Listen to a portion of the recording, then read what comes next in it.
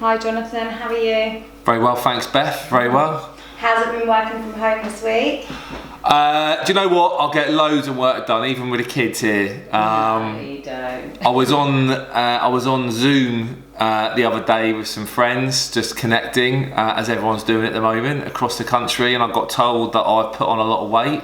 So now's as good a time as any, while we're in lockdown, to try and exercise and try and lose a couple of extra stone that I've gained. I definitely agree. So what we're going to do is you and me both have been getting so many emails and calls from a lot of our landlords just with very similar questions. So we thought it would probably be quite a good idea just to do this video, sort of pop it on Facebook. Yep, definitely. A lot of uncertainty at the moment, Yeah. So I'm just going to start firing the questions at you. Yeah. So this is one that I literally had this morning. So what would you do if your tenants ask you for a rent reduction or they actually can't pay their rent? Well, the good news is this weekend the government have brought out the Coronavirus Act 2020 to clear up a lot of the uncertainty from landlords at the moment. The first thing I would say, if your tenant approaches you to say they've lost their job or they've had reduced hours, is obviously approach it in a way where you need to really care and offer as much help to people that you can do at the moment. Try and put together a payment plan over the course of the next few months. Now, obviously everyone knows now, it's well documented that if you're a landlord and you've got a buy-to-let mortgage, you can approach that mortgage lender and get a 3-month holiday. That does not mean though that the tenant just can avoid paying that rent for 3 months and not have to pay it back. So at some point they will have to pay it back. For you, what you need to do is get the correct evidence from that tenant, i.e. bank statements proving the reduction in what they're getting paid, or a letter from their employer. Now there's 11 key questions I've put together, which I'm going to send over to anyone that wants it, that if you do get approached by a landlord, that I'm using myself when I'm speaking to tenants. I've had 40-50 tenants now in the last couple of weeks approach me in relation to not being able to pay their rent. So it is something that's going to get a lot worse. Now we know we're probably going to be in lockdown for a lot longer than what was expected. Yeah, absolutely. And what about, obviously we had a few landlords contact us asking if they could definitely get a holiday, like a mortgage holiday. What advice have you got there? Yeah, I think that most mortgage lenders will be able to offer that. One thing that you're probably not going to be able to get though is rent guarantee insurance claims. Now, rent guarantee insurers, especially if they're offering 3-month mortgage holidays, aren't going to be wanting to pay out on those claims. So that might be something you might not be able to get.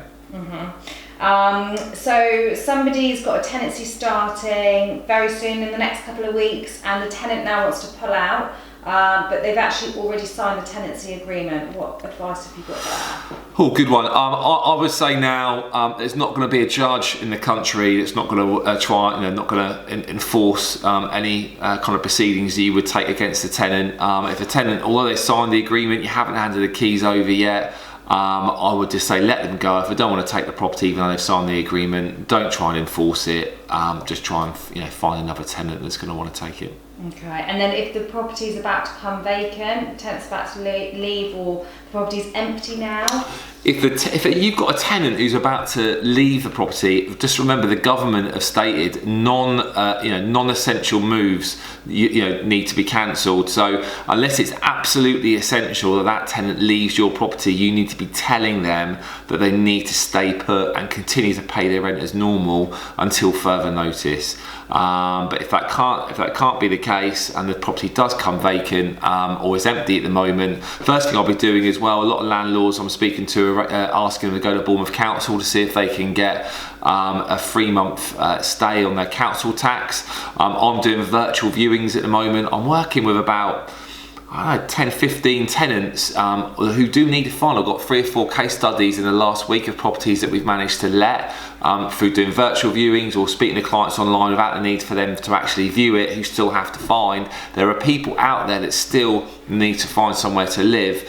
We just need to find them. So if you are stuck and need any help, then obviously get in touch. Yes or no would have been fine.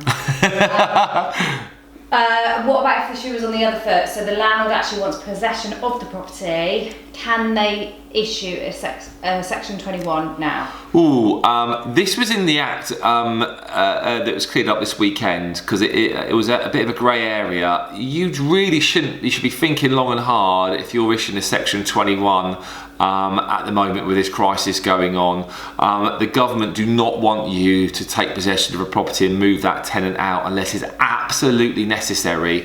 And now Section 21 is actually not 2 months notice, it's 3 months notice up until September. So you need to give a tenant 3 months notice, and all pending court proceedings for getting possession of a property back, or any new ones, are going to be delayed now for 6 months. No courts really from Saturday just gone are going to look at it until September. So really, any tenants that are in your property are, I've got to say, probably going to stay there. If you do have to issue a Section 21, because let's say you want to move back into the property yourself, ring the tenant, speak to them, come to an agreement if they're happy to leave as well. And if you are going to issue a Section 21, think about the possibility of emailing it across. If the email address of the tenant is on the tenancy agreement, you could use that, but I would still always back it up. Go to the post office, send a letter in writing to the tenant with that Section 21, and take a photocopy with the Royal Mail stamp on it, because that will hold up in court. Okay. And what's your thoughts on maintenance at this time? So a tenant's called up and they've advised them on maintenance issues. We're getting loads at the moment. What is your advice to do there? Well, yeah, I mean, maintenance issues are still going to continue, even more so for the tenants in the property, more than what they are normally. Now, a tenant still has the right to have a safe, warm, secure property. So non-essential maintenance issues you can push back as far as possible, but main issues I would say that you need to deal with quickly are if the window's broken, or the door doesn't lock, or if the washing machine doesn't work, the fridge freezer's broken, and of course boiler boiler breakdowns, hot water, gas central heating problems are still essential repairs that are still going to take place. I would bear in mind now, a lot with contractors, a lot of contractors now have said that they're not going to be working. Obviously some are. If you can do, what I'm doing at the moment is trying to give diagnostics over the phone with a contractor to a tenant via FaceTime on WhatsApp. That works really, really well. We've managed to solve a lot of issues through doing it online. But bear in mind as well, contractors, if you can get someone to do that for free, great, because they're not getting paid at the moment and not going to get paid until June. Another thing as well that the landlords asked me about was, do they need to provide a contractor with safety wear, masks, gloves, etc. No, get the contractor to pay for that themselves, but I'll be asking the contractors and tradesmen that you use, what protocols have they got when it comes to the coronavirus, and I'll be asking the tenant and the contractor questions such as, have you got any symptoms, have you been self-isolating, do you know anyone that does, or suffer from the virus, and also if you are getting a contractor to go around to the property, the tenant doesn't have to meet them, they can go into another room, and the contractor doesn't even need to see them, they can go and solve the issue without even seeing the tenant face to face. Absolutely.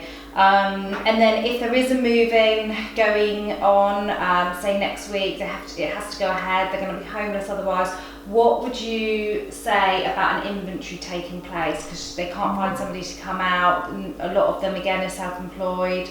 Yeah, with an inventory, we're finding that as well. A lot of inventory clerks have obviously shut their offices and don't want to attend any appointments. You can get one to do that, great. I would look into getting a Bluetooth a key box that you can get outside the property. You can actually just have a different code each day that people can use, so you haven't even got to leave the property. If you do struggle with an inventory, I would go down there myself with a video, do a detailed video opening the fridge, the oven, etc. If you don't want to leave your house, or you are self-isolating, get the tenant when they move in straight away to go around with a video themselves that they can send to you to do their own small, video inventory. Okay, and then gas safety certificate, if that's due in the next couple of weeks, Should these still be going ahead? In the guidelines the government released this weekend, yes, they should do. So a good example is electrical certificate. It now comes as standard from the 1st of July. So if you have an electrical certificate already booked in or gas safety due, those things have to go ahead. Is that the same as fire alarm checks on like HMOs, would you say? On HMOs, yes, you do need to get fire alarm checks still. That's what the government state. If it was me and I was struggling to find somebody, I would get the tenant to do a quick video showing that they're testing the fire alarm and send that to myself. Also on HMOs as well, I got asked a question from a landlord. Someone was self-isolating in one of the rooms of the HMOs. You don't need to rehouse the other tenants. If anything, all the tenants, once you've found out somebody hasn't got the virus or they are self-isolating and they've got symptoms, all the tenants really need to stay put and they need to self-isolate themselves for 14 days. Yeah, all right. Lovely. I think they were all of the questions good. that we had. What we'll do is obviously we'll post it on Facebook. If anyone's got any questions, either private message us, comment below, or email you directly. You'll obviously put your email. And if you've got any other questions, obviously we can do another video next week. Well, we've got plenty of time.